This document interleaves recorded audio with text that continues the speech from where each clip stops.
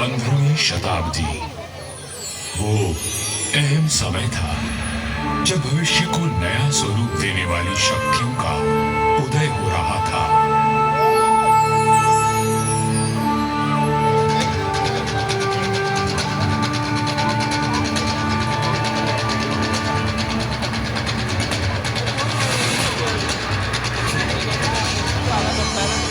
लोधी राजवंश ने दिल्ली की गद्दी संभाली। मध्य एशिया में बाबर का जन्म हुआ और राठौड़ कुलकारव राव जोधा जी ने मेहरानगढ़ दुर्ग की नींव डालकर जोधपुर नगर की स्थापना की। 1459 ईस्वी में बना मेहरानगढ़ उत्तर भारत की राजनीतिक सरगर्मियों का साक्षी भी रहा और केंद्र भी। जोधपुर के आकाश में राठौर राजवंश का तेजवान सूर्य दमका, जिसका उदय मंडोर में हुआ था। मेहरानगढ़ की उत्तर पश्चिम दिशा में करीब 9 किलोमीटर का फासला तय करेंगे तो मैं अपने बचे हुए अवशेषों के साथ आपका स्वागत करूंगा। मैं किला हूं मंडोर का। मैं इतना प्राचीन हूं कि मुझे किसने बनवाया, कब बनवाया, ये किसी को भी याद नहीं। मंडोर की भूमि से आज भी अतीत के सिक्के, मंदिर के अवशेष, तोरण द्वार, स्तंभ और उत्कृष्ट मूर्तियां प्राप्त होती रहती हैं। मंडोर संग्रहालय में प्राचीन भारत के सभी प्रतीकों को सहेज कर रखा गया है, ठीक वैसे ही जैसे मैंने अपने जीर्ण अवशेषों में अनेकों गाथाएं संभाल रखी हैं। अरावली की पहाड़ियों से घिरा मंडोर नगर मांडव्य ऋषि की तपोभूमि था और इसका प्राचीन नाम मांडव्यपुर था। महाभारत काल में यहाँ नागवंशियों ने राज किया और फिर गुप्त वंश ने इसे अपने बाहुबल से जीता। चौथी व छठी शताब्दी में हूणों का आगमन हुआ तथा परमारों ने इनके वैभव को बढ़ाया। मारवाड़ का विस्तार सबसे अधिक परमारों की समयावधि में हुआ और उस समय मारवाड़ को नवकोटि मारवाड़ भी कहा जाता था। तो 7वीं शताब्दी में प्रतिहारों ने यहाँ अपना साम्राज्य स्थापित किया और यहाँ के वैभव को बढ़ाया। मेरे साथ चलिए उस बीते हुए काल में जब यहाँ तलवारें खड़कती थी, रणभेरी और नगाड़े कंपायमान होते थे, वीर हुंकार भरते थे और रणबांकुरों के जय घोष से आकाश गूंज उठता था।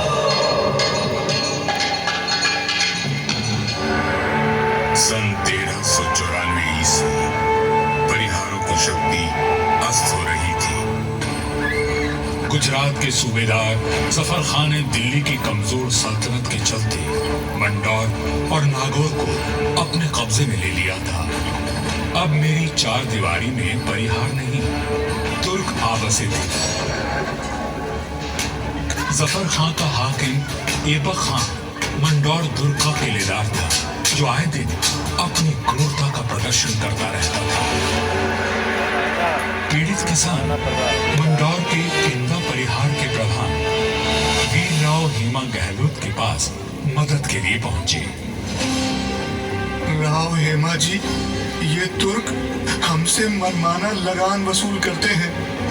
आए दिन हमारी गायों को चुरा कर ले जाते हैं और अब अपने घोड़ों के लिए घास से लदी गाड़ियां मांग रहे हैं। हम तो बर्बाद हो जाएंगे। अपनी शक्ति पर इतना अभिमान कि उसे 3 किसानों पर आजमा रहा है। भैरों जी की सौगंध, जुल्म करने के लिए अब ऐबक खान जिंदा नहीं बचेगा।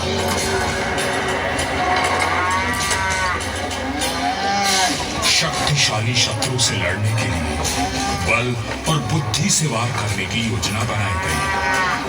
पास की कई 100 गाड़ियां तैयार की गईं और हर गाड़ी में हथियार लिए योद्धा छुप कर बैठ गए। गाड़ियां जैसे ही किले के भीतर पहुंची, क्षत्रियों ने नारा लगाया, आयो लड़ो फतेह कर दो, आयो लड़ो फतेह कर दो।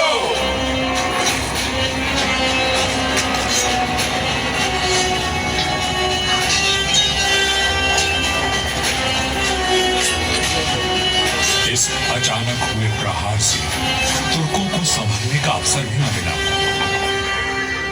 वीर हेमा गहलोत, समरशूर राव चुंडा राठौड़ और मारवाड़ के वीरों की प्रतापी तलवारें लहराई तो शत्रुओं के सिरों के ढेर लग गए।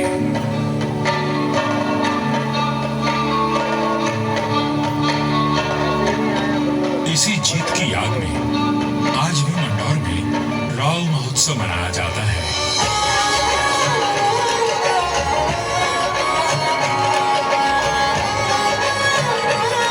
हर वर्ष होली के दूसरे दिन निर्भीक, साहसी हेमा गहलोत और सभी वीरों को याद किया जाता है और बाबा भैरवनाथ जी की पूजा की जाती है, जिनके आशीर्वाद से वीर विजय हुए थे।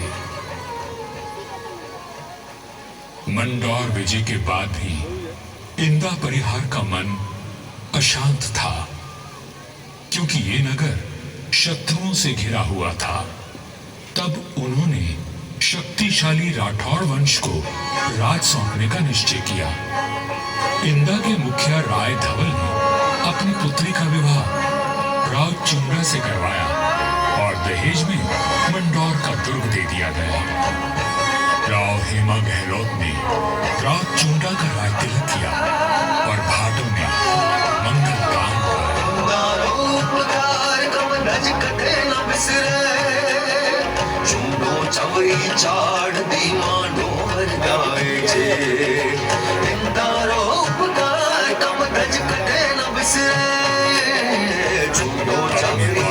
और सामरिक सूझबूझ का परिचय देते हुए राव चुंडा ने अपने साम्राज्य को बढ़ाया और मंदौर को मारवाड़ की राजधानी बनाया।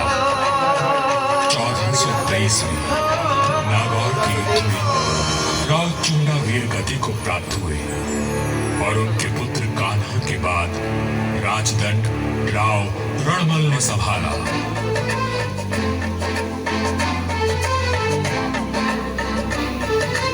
मारवाड़ और मेवाड़ में घनिष्ठ संबंध थे, परंतु मेवाड़ नरेश राणा कुंभा के कान भरने लगे।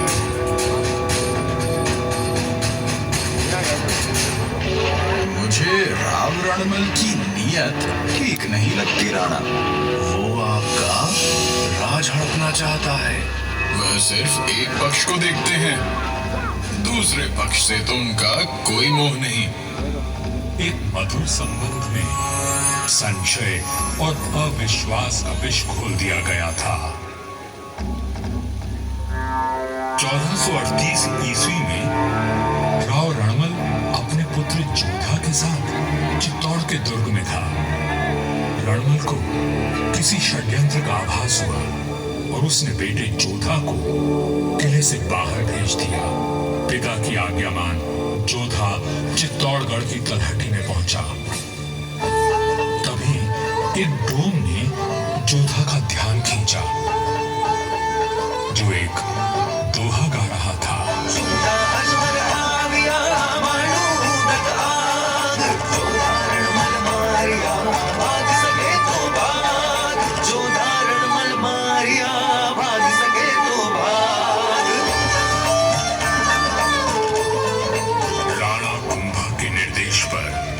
चुंडा ने राव रणमल की हत्या कर दी थी। पिता की हत्या का प्रतिशोध लेने की प्रतिज्ञा लेकर युवा जोधा मारवाड़ की ओर बढ़ चला, परंतु चुंडा उसका पीछा करता रहा। वह राणा कुंभा का ताऊ था और मारवाड़ का पुराना बैरी। काल बनकर मेवाड़ की विशाल सेना जोधा के पीछे पड़ी थी और वीरों का वंशज अपने 700 स्वामी भक्त लड़ाकों के साथ उनसे जूझ रहा था। विपत्ति के हर पास केवल 7 सैनिक बचे थे, पर चूंडा यहां भी आ पहुंचा।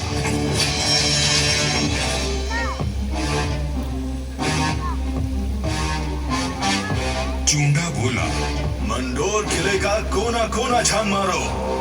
रणमल ने मेरे भाई राघव देव को मरवाया था, मैं उसके वंश का नाश कर दूंगा। हुजूर, जोधा जांगलू प्रदेश की ओर भाग गया है। आप कहे तो उसका पीछा करें। रहने दो, वहां रेतीले टीलों में भटक कर वो खुद ही मर जाएगा। तुम राणा कुंभा के पास संदेश भिजवाओ, मंडोर पर अब हमारा राज है। पिता की निर्मम हत्या की पीड़ा और राज खो देने का अपमान लिए जोधा भटक रहा था। हर ओर शत्रु घात लगाए बैठे थे, पर जुझारू जोधा ने आस और विश्वास नहीं खोया। 15 वर्षों तक संघर्ष और अथक प्रयास करने के बाद जोधा ने दुर्भाग्य को जीत लिया। चूंडा की मृत्यु हो चुकी थी और मंडोर को राज जोधा ने फिर से जीत लिया था। समय बदल रहा था और देश पर विदेशी आक्रमणकारियों का संकट घिराया था। ऐसे में एक दूसरे से लड़ने के बजाय मारवाड़ और मेवाड़ ने संधि कर ली।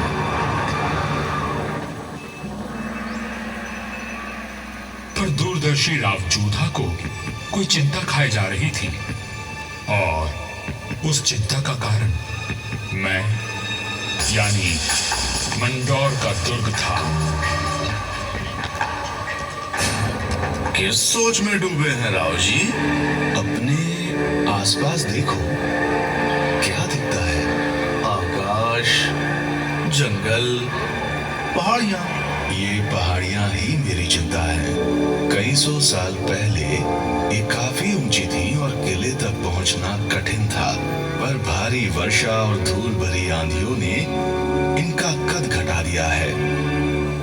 राव जोधा की बात पीड़ादायक परंतु सत्य थी।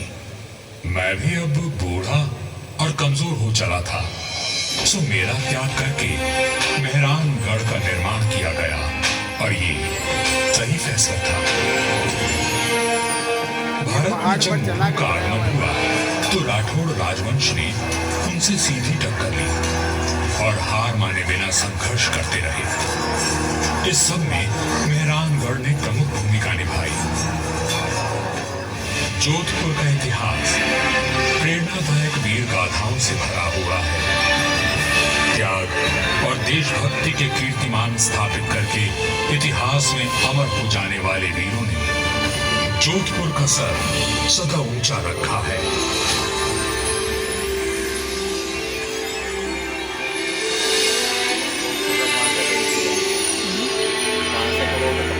इस धरती पर जन्मे सपूत अपनी भुजाओं में इतना बल रखते थे कि मातृभूमि की रक्षा कर सके। तभी इनकी छत्र छाया में इनकी प्रजा सुखी और समृद्ध हुई। पर यह बात कम ही लोग जानते हैं कि फौलादी सीनों में कोमल भावनाओं का भी वास था। राजधर्म का पालन करने वाले तलवार के धनी इन रणधीरों के मन में नवसृजन और कला के प्रति प्रेम भी बसता था, जिसका प्रमाण आज भी उपस्थित है और इस धरती का सौंदर्य बढ़ाता है। महाराजा अजीत सिंह जी को उनकी सृजनात्मक ऊर्जा और निर्माणों के लिए याद किया जाता है। उन्होंने देवी देवताओं की साल, अजीतपुर, मयपुर और एक खंबा महल बनवाया एवं भेरू बावड़ी और भेरू मंदिर का जीर्णोद्धार करवाया। उन्होंने अपने पिता महाराजा जसवंत सिंह जी के भव्य देवल का निर्माण भी करवाया, जिसके विशाल स्तंभ एवं गर्भगृह का अलंकरण दर्शनीय है। सभा मंडल का दृश्य पौराणिक आख्यानों का स्पष्ट दर्शन देता है। प्रस्तरों पर उत्कीर्ण भाव भंगिमाएं शिल्पकला का श्रेष्ठ उदाहरण है। महाराजा जसवंत सिंह जी द्वितीय ने मंडोर को दर्शनीय बनाने पर विशेष ध्यान दिया। उन्होंने मंडोर बाग में 100 से अधिक प्रजाति के वृक्ष लगवाए जो उद्यान की अहमियत को और अधिक सुंदरता प्रदान करते हैं।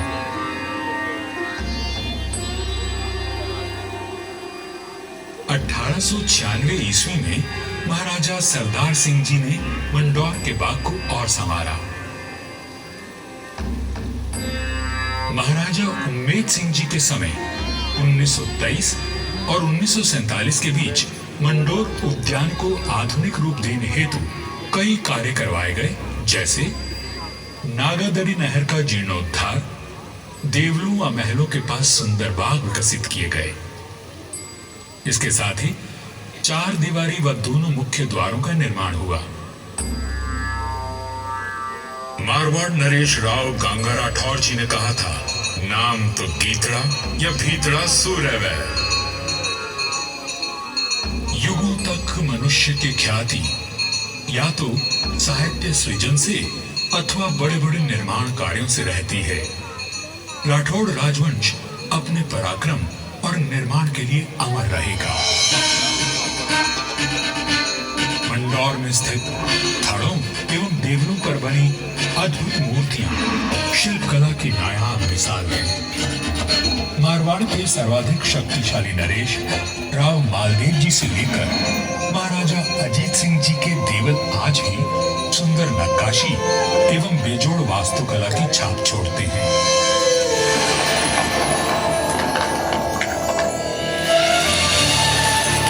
महाराजा अजीत सिंह जी के देवल का निर्माण इनके पुत्र महाराजा अभय सिंह जी ने संवत 1793 में शुरू करवाया, लेकिन इसे पूरा उनके प्रपौत्र महाराजा भीम सिंह जी ने संवत 1856 में किया।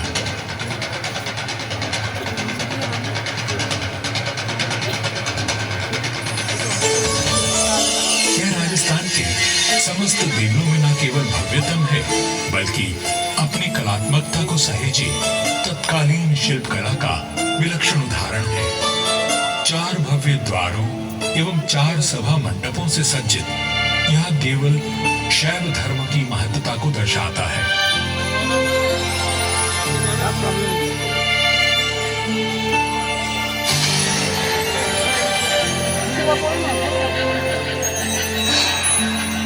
आजादी के पश्चात यहाँ कई विकास कार्य करवाए गए और 1968 में यहाँ के महलों में संग्रहालय की स्थापना की गई। यहाँ जन्मे वीरों और स्वामी भक्तों की मिसाल युगों तक कायम रहेगी। जब वीरपुरी और नागपंचमी को यहाँ विशाल जनसमूह उमड़ता है, तो आज भी हमारे आत्मीय संबंध जीवंत हो उठते हैं। उनकी आंखों में उमड़े प्रेम और श्रद्धा को देखकर मन भाव विभोर उठता है। सदियों के संबंध आज भी अटूट है। मुझे तो समय की आंधी ने नष्ट कर दिया, पर मंडौर के देवल, मंदिर, छतरियों और बाग को संभाल कर रखना इस पीढ़ी का कर्तव्य है।